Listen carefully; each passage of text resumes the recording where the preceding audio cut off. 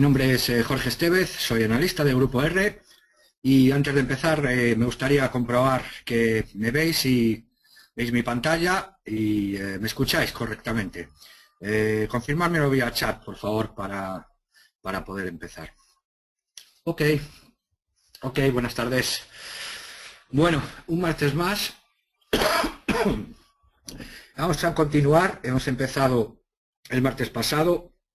Recuerdo que los martes pues los dedicamos a lo que llamamos ciclos formativos y esta vez ya ha tocado a los fractales. Anteriormente los habíamos tocado tangencialmente y pues vamos a dedicar varios webinarios, este y dos más, para, digamos, tener una visión bastante amplia de lo que nos trata de explicar y cómo ve los mercados o cómo se ven los mercados bajo una hipótesis fractal. ¿Okay? Si recordáis, en el primer webinario habíamos hecho una introducción acerca del concepto de los fractales, las dimensiones, las propiedades, los tipos de fractales, vórtices, etcétera, etcétera, etcétera. Para los que os habéis perdido el primer webinario, podéis consultarlo en el canal de YouTube, ponéis 1000 trades, 1000 en número, y es el canal del software de entrenamiento, que también tiene una página web, y en playlist tiene aquí una de fractales que está subido el primer vídeo, que es lo que la materia del martes pasado, y a medida que los vayamos dando, los iremos subiendo, y también en grupoempresarialr.com.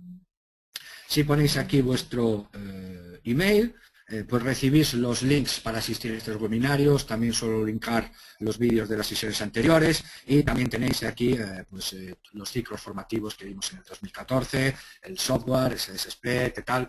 Hay una página con una abundante información. ¿Okay? Podéis, digamos, para quien quiera incorporarse y quiera pues, ver un poco los enfoques, los diferentes enfoques que hay, pues bueno, cualquiera de estos tres sitios, www.grupoempresarialr.com, 1000trades.co.k o el canal de YouTube de 1000trades, tiene abundante información. Ok.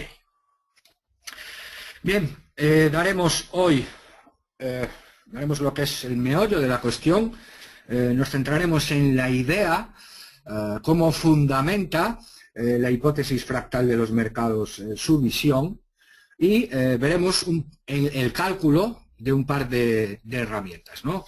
Lo que son las distribuciones, la distribución de Pareto, que es la que, digamos, más se adecua, o fat tails, o con las gordas, la contrastaremos a la normalidad, y veremos el cálculo del exponente de Haast.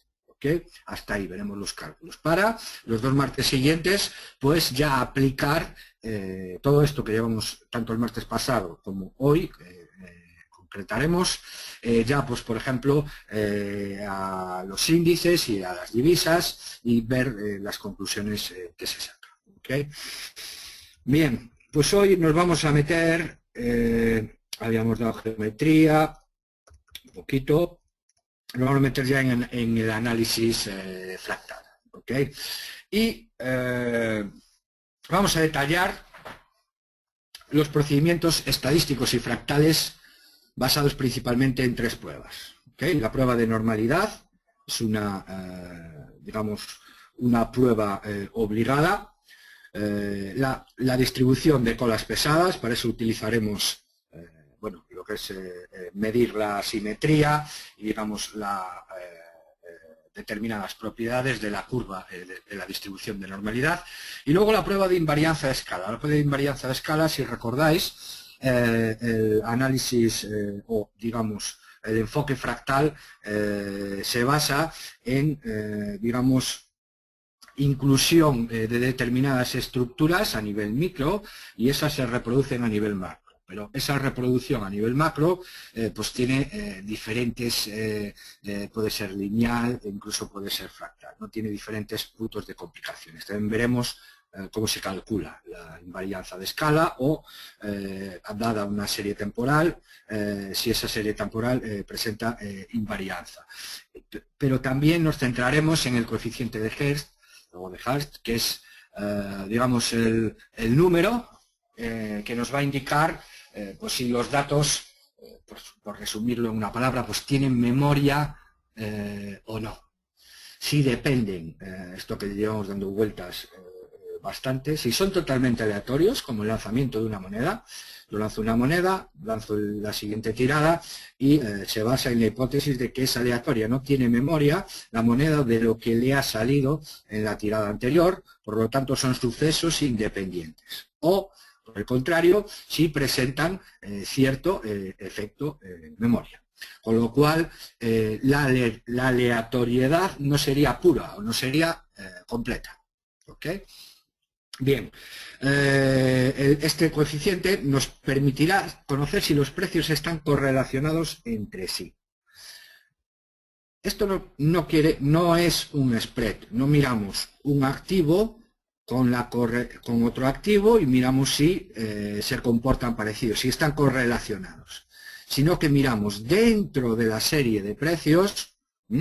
Tiene comparte, lógicamente, una idea con lo que es el concepto de correlación, con los lags, con los delays que podemos formar, ¿no?, entre diferentes trozos o diferentes series temporales dentro de una serie más grande.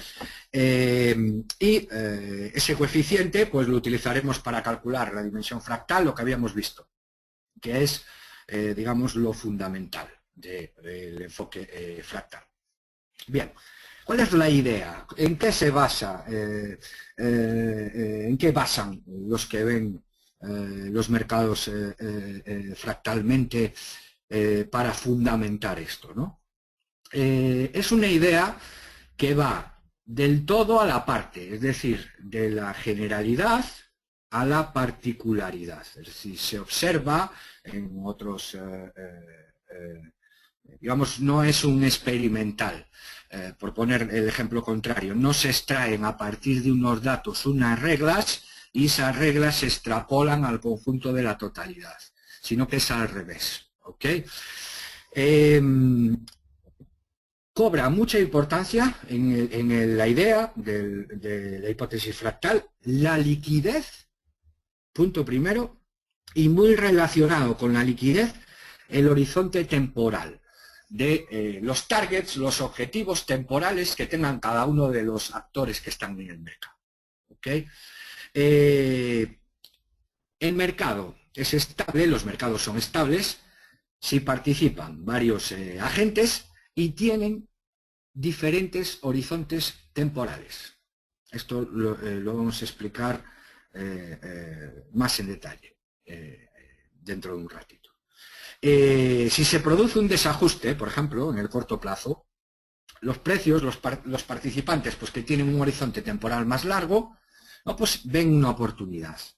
¿Okay? Y ese juego entre diferentes targets temporales de los inversores es lo que mantiene al mercado estable. ¿Okay?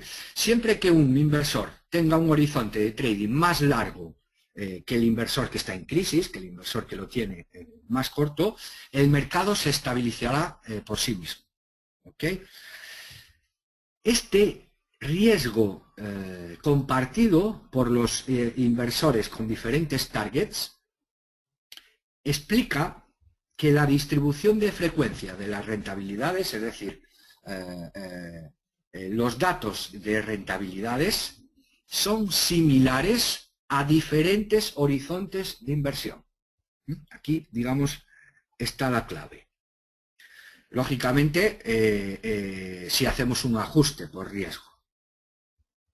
Lo que quiere decir es que, ajustando por riesgo los horizontes temporales de los diferentes inversores en el mercado, los rendimientos, las rentabilidades, presentan una frecuencia de distribución similar.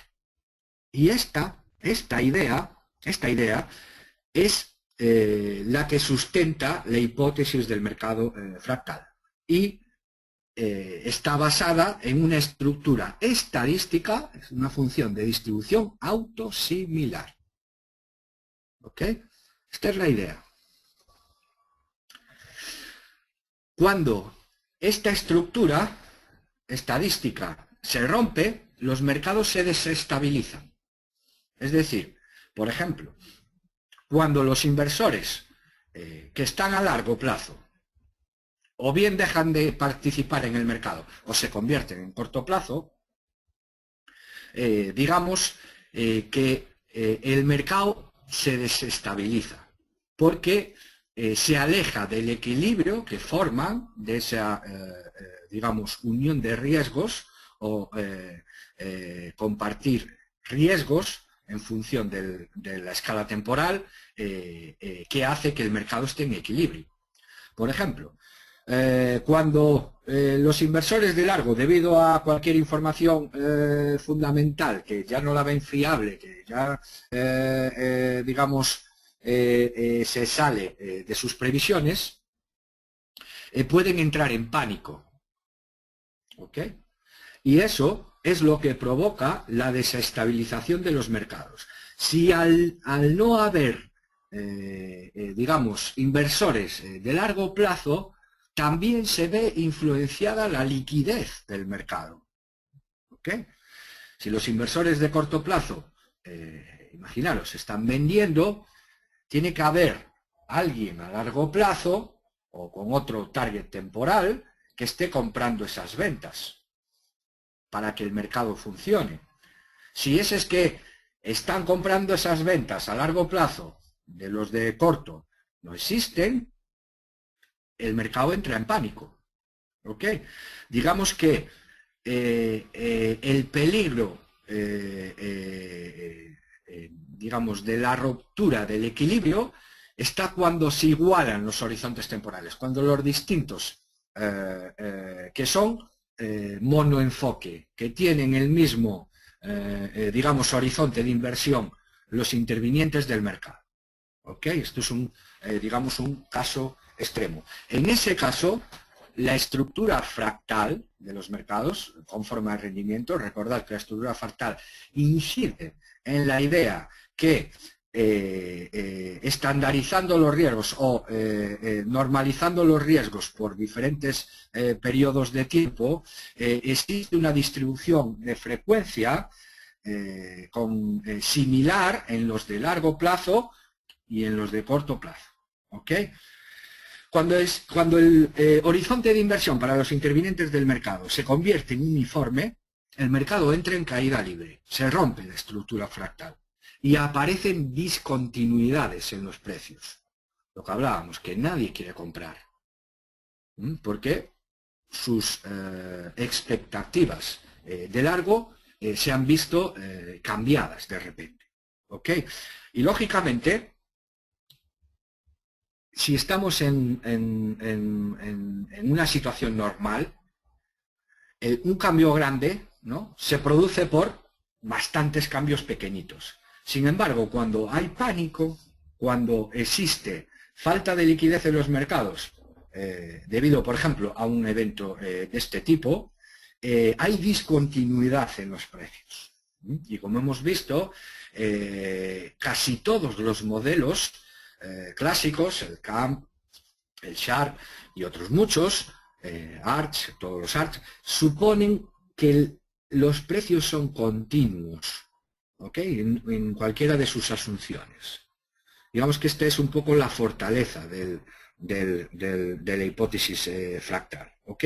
Hay grandes saltos en los precios cuando se uniformiza, digamos, la manera de ver el mercado de los inversores. Siempre tiene que haber contrapartes, ¿no? Los mercados están pensados para que siempre pueda haber una contraparte. ¿Okay? Gran parte de esta idea, con el nacimiento de las ventas a cortos, de los dos sentidos de operaciones, pues tienen que ver mucho con esto, con la liquidez del mercado, con el funcionamiento del mercado y con la minimización de las discontinuidades en los precios. ¿Okay? Estas discontinuidades precisamente son las causantes de las colas gruesas en las funciones de distribución. ¿Okay? Luego veremos las funciones y por qué no se ajustan a una distribución normal, ¿no? Daría la hipótesis fractal una respuesta muy adecuada a todo el modelo. ¿Okay? Lógicamente esas discontinuidades se dan por la falta de liquidez, por lo que habíamos hablado, un desequilibrio entre los horizontes temporales de los intervinientes en el mercado. ¿Okay? Digamos que cuanto más corto sea el horizonte de inversión, ¿okay? Esto lo sabemos por la práctica básicamente, lo que más importancia tiene es la liquidez y la actividad.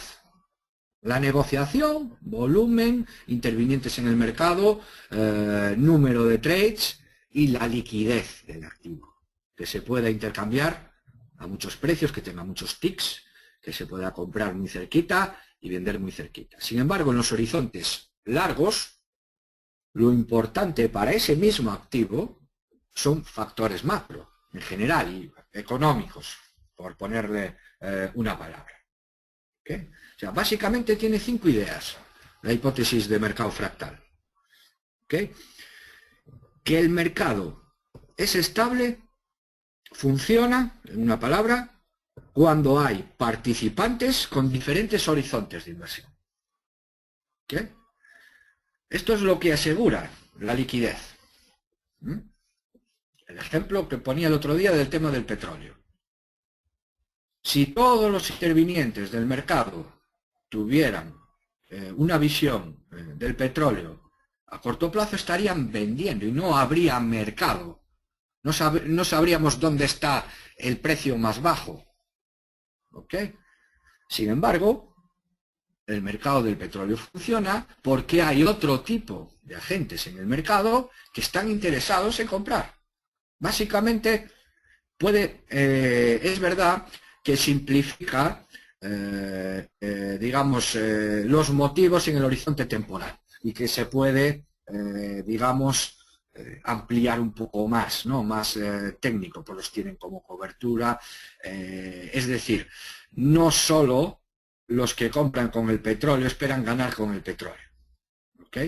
Pero bueno, la idea de que tiene que haber diferentes ideas sobre el activo es lo que hace funcionar el mercado. ¿Vale? Si no, no habría mercado. Si todos quieren vender, no habría mercado. Eso, digamos, es de cajón. Digamos que cuando se produce un evento que cuestiona la información fundamental, los inversores de largo, los que tienen digamos, otra idea que los inversores de corto, reducen su horizonte de inversión o lo cancelan o se pasan al horizonte corto, es decir, se unifica la visión sobre el mercado. Entonces, cuando hay una visión igual o unificada del mercado, es cuando se vuelve inestable. La inestabilidad provoca falta de liquidez, discontinuidades en los precios y colas gruesas. ¿Okay? También explica desde su punto de vista la hipótesis fractal cómo se forman los precios, ¿no? Y hace una mezcla de las expectativas de corto y de largo. Vale, esto lo sabe muy bien, por ejemplo, los bonos, que lo tienen bastante calculado. Ok.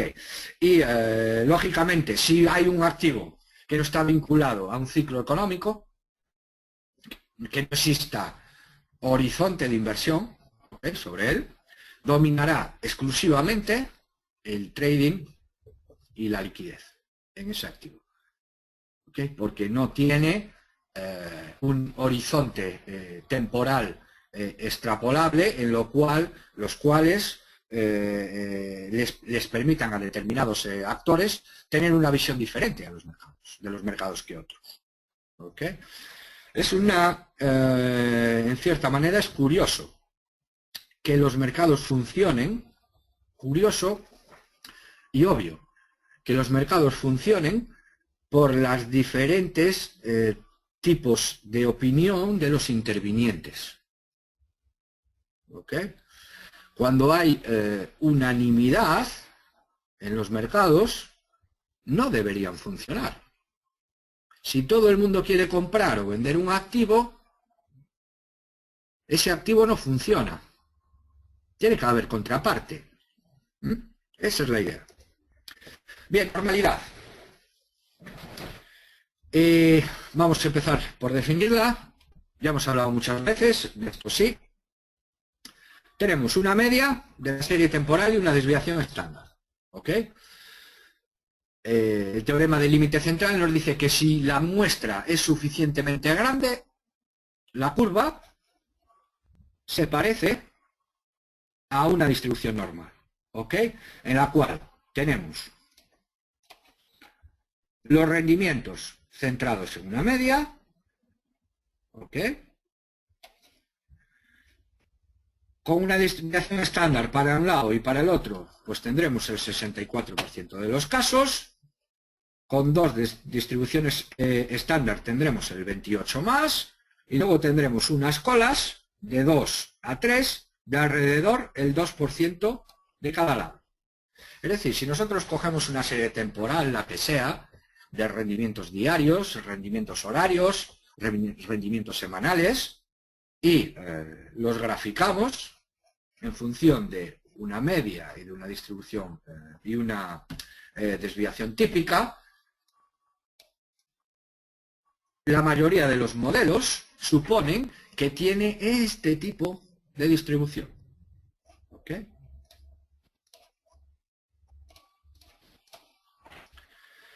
Lógicamente,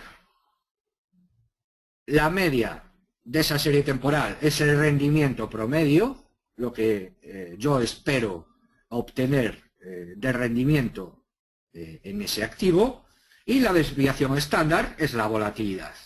Lo que se expresa pues más 3%, más menos 1,5%, ¿no? Pues se espera un 3% de retorno con una volatilidad de 1,5%. ¿Ok? Aparte, ya cuando nos metemos en datos, necesitamos dos características más, tercer y cuarto momento, o lo que es el sesgo y la kurtosis. ¿Ok? Algunas distribuciones de rendimientos. ¿Qué es el sesgo? Bueno, el sesgo nos da idea de la simetría de la distribución normal. ¿Ok? Cuando el sesgo es igual a 0, la distribución es normal. Si es negativa, está sesgada hacia la izquierda. Y si es positiva, está sesgada hacia la derecha. ¿Vale? La idea es muy sencilla. ¿Vale? Se puede mirar normalmente con tres datos, media, mediana y moda, si coinciden. Si la moda está, la mediana está a la izquierda, tiene sesgo negativo, y si la media está a la derecha de la mediana, tiene sesgo positivo. ¿Ok? Se calcula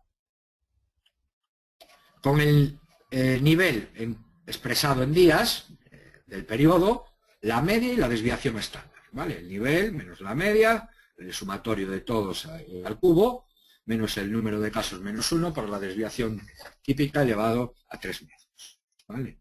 Hay cualquier paquete estadístico o demás, os halla también el sesgo, simplemente para explicar las ideas. Y luego la otra idea, que es el levantamiento de la curva, que se llama kurtosis de la distribución de rendimientos, que nos da idea de cuán alejadas la cantidad de rendimientos o la cantidad de datos que hay alejados de esa media.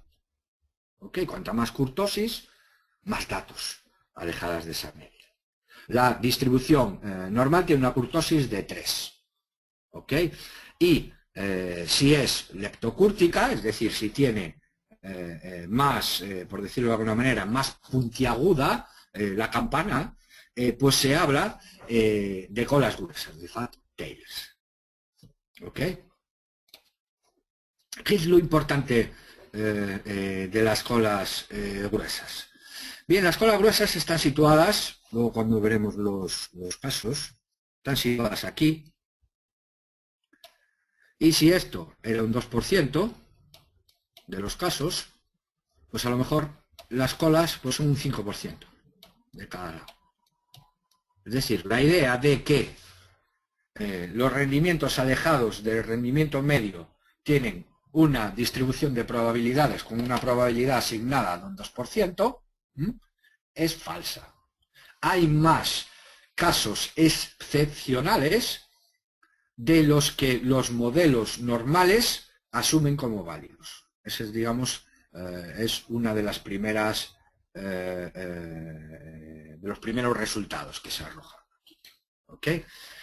Bien, el tema de las distribuciones de probabilidad, os dejo un link a un, bueno, por ejemplo, aquí vemos la distribución del euro-dólar en intervalos y ya vemos, fijaros,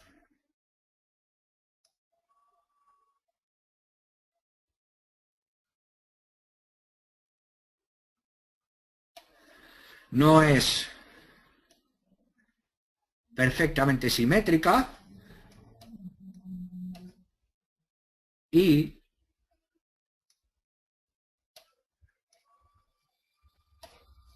es, digamos, leptocúrtica también. ¿Okay? Podéis ver más detalle sobre esto os dejo aquí un link del tema de las distribuciones. Es un pequeño paper en el cual os deja ahí un EA y podéis, digamos, cacharrear con todo el tema de las distribuciones.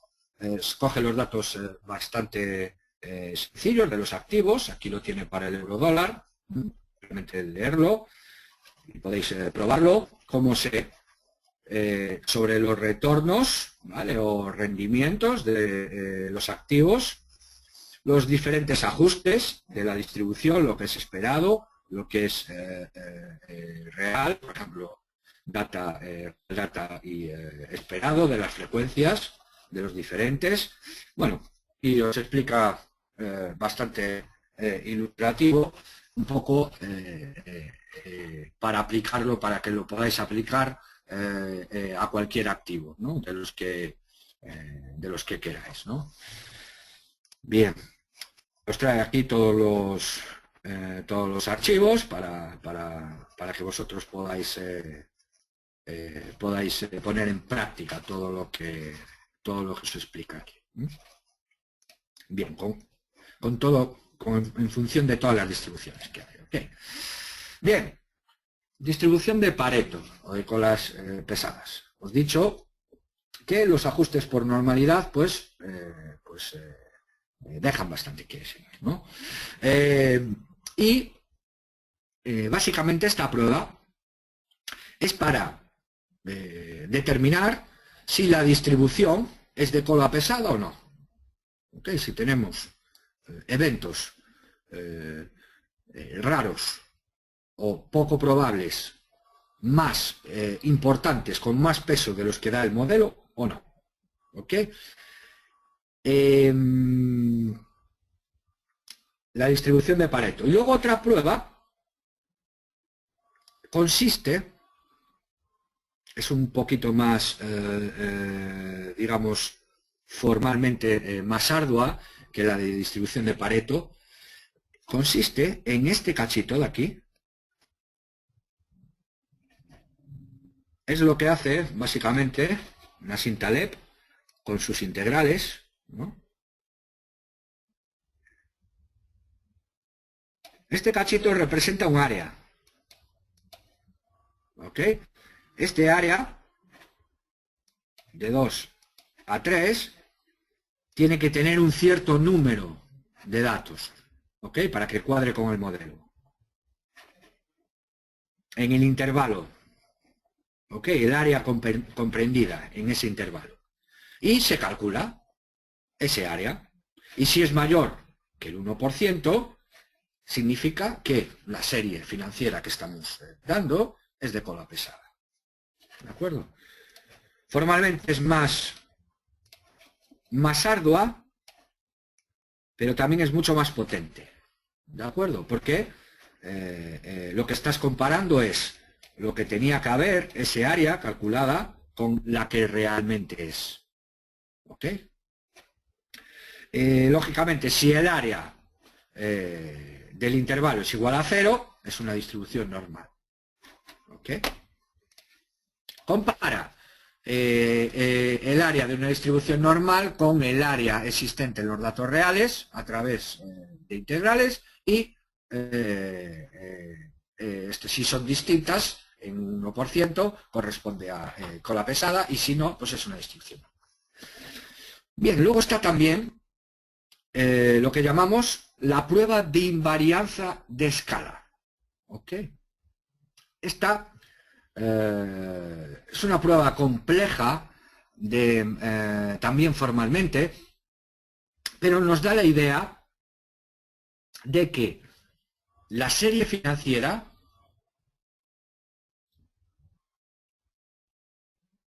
es la misma multiplicada por un factor.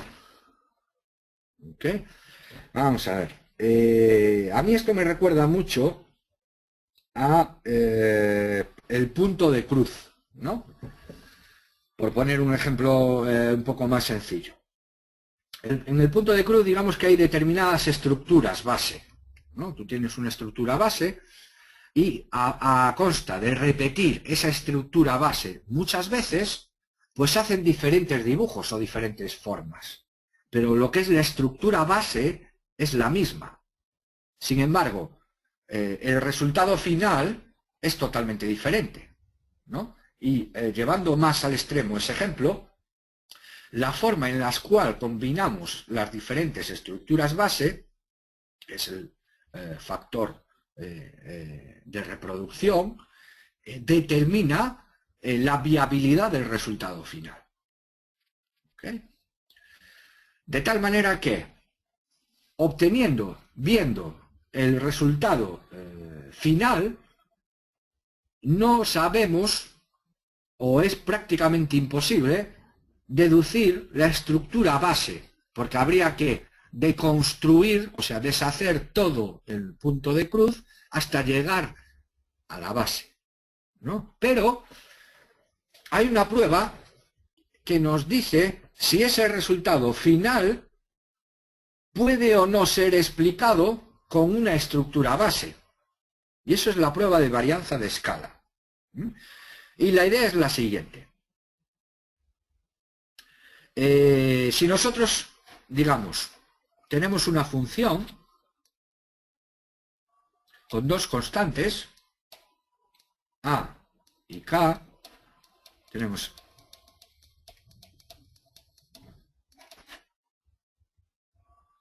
nosotros podemos multiplicar por otra constante y obtenemos una estructura autosimilar. ¿Ok?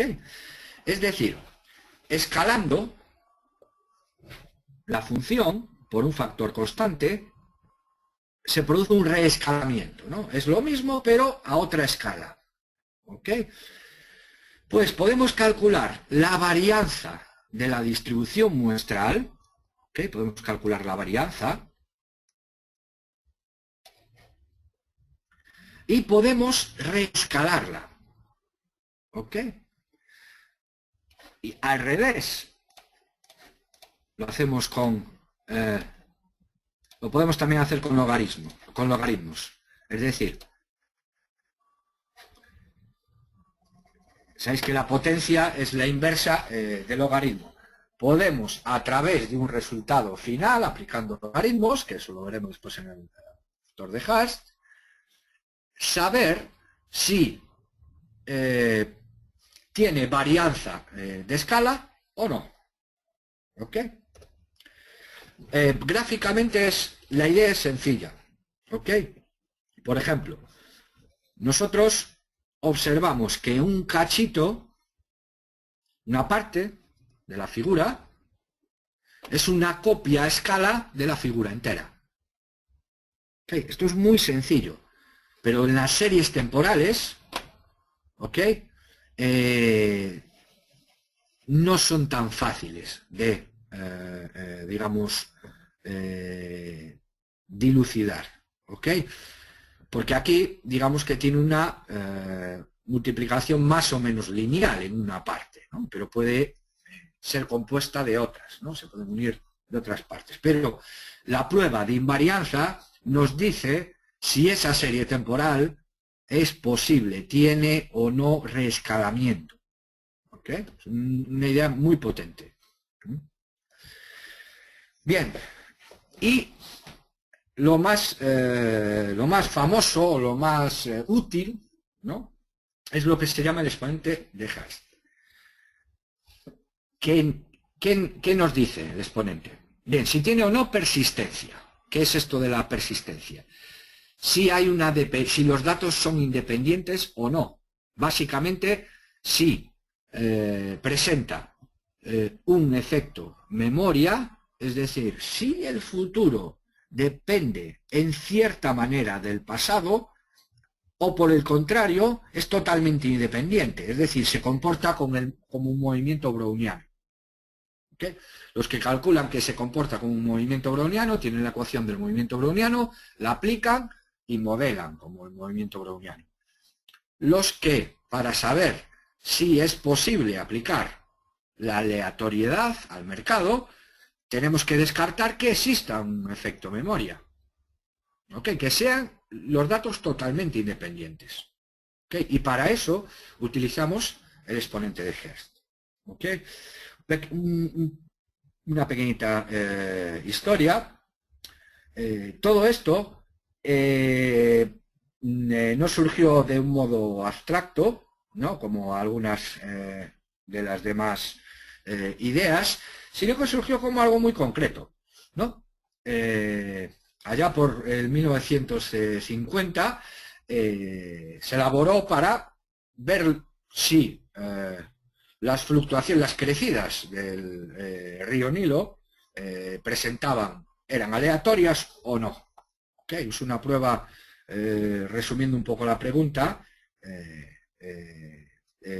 lo que querían saber, ¿no? Querían intentar predecir en función de las reservas de la represa, si seguían si eran aleatorias, ¿no? Si seguían un movimiento aleatorio.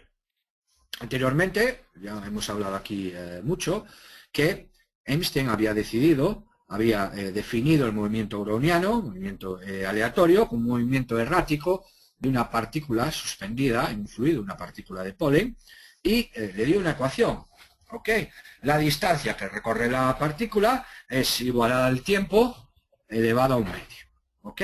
Si esto es correcto, los procesos son aleatorios o siguen un paseo aleatorio. ¿Ok?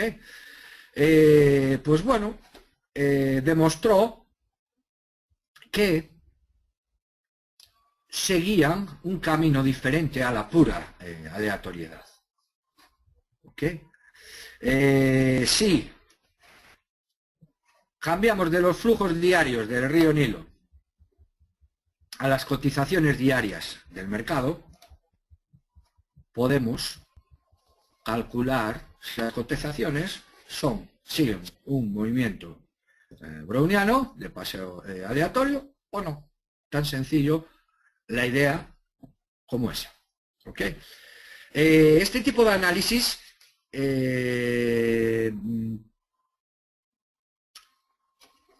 digamos,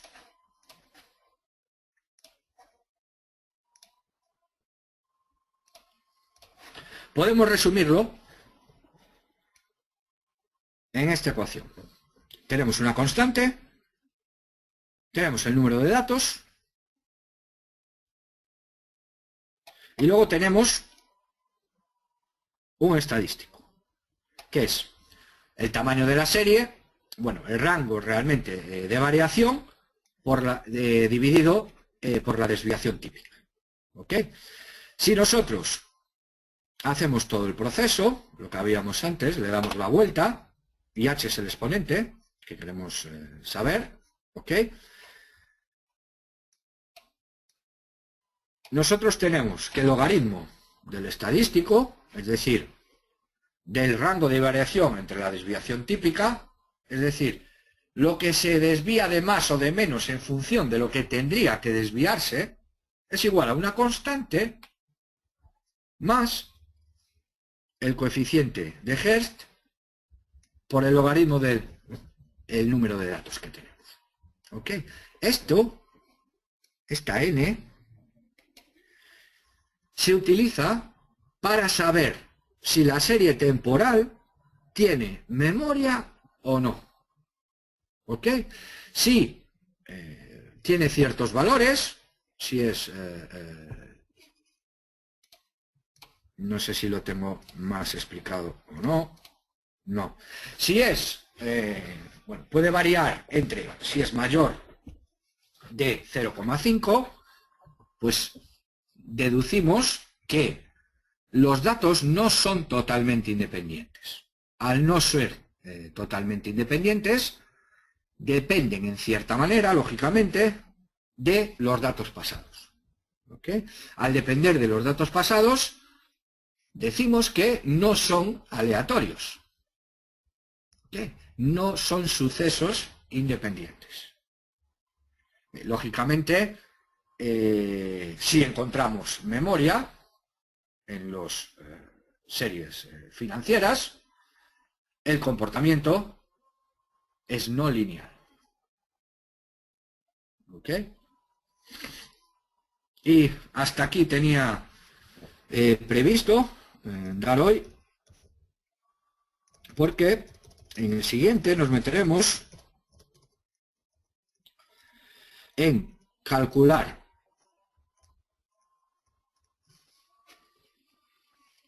el coeficiente de Hertz, interpretarlo a un par de índices, el SP y el Dow, y también lo haremos con tema de volatilidad porque hay diferencias, y luego aplicaremos el modelo fractal a Forex, a un par de ellos, que tenemos datos bastante de las series. ¿Ok? Esto es la teoría, estas dos sesiones que llevamos visto, la del martes pasado y la de hoy. Con estas sencillas ideas vamos a poner en práctica este modelo a los activos y ver qué somos capaces de deducir, de interpretar, y posteriormente intentaremos ver diferentes estrategias de cómo aprovechar o identificar oportunidades de cara a explotarlas, pues digamos, económicamente.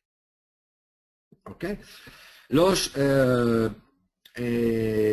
modelos fractales que más o menos se pueden ver por ahí tienen bastante que ver, incluso hay software en función de eso, digamos que se quedan en la geometría, ¿no? Se quedan en el patrón, ¿no? Esto repiten determinados patrones, y a partir de determinados patrones se reproduce una situación y se reproduce la otra.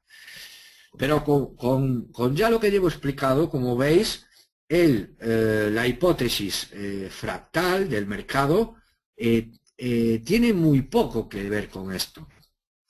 ¿Ok? Estructuralmente, nosotros podemos, de un conjunto de datos, saber, lo hemos explicado en la prueba de invarianza, saber si esa serie temporal, ¿ok?, tiene invarianza de escala. Es decir, si puedo reducirla, ¿no? Y si puedo reducirla, quiere decir que presenta efecto memoria, que hay determinadas estructuras o determinadas, digamos, composiciones, determinados rendimientos, determinados, digamos, trozos de mercado, trozos de serie temporal, que se repiten. El efecto memoria no es más que eso, no es más que lo que viene no es totalmente independiente de lo pasado. ¿Ok? Tiene, como os puse el primer día, tiene dos, digamos, dos interpretaciones totalmente opuestas, ¿no?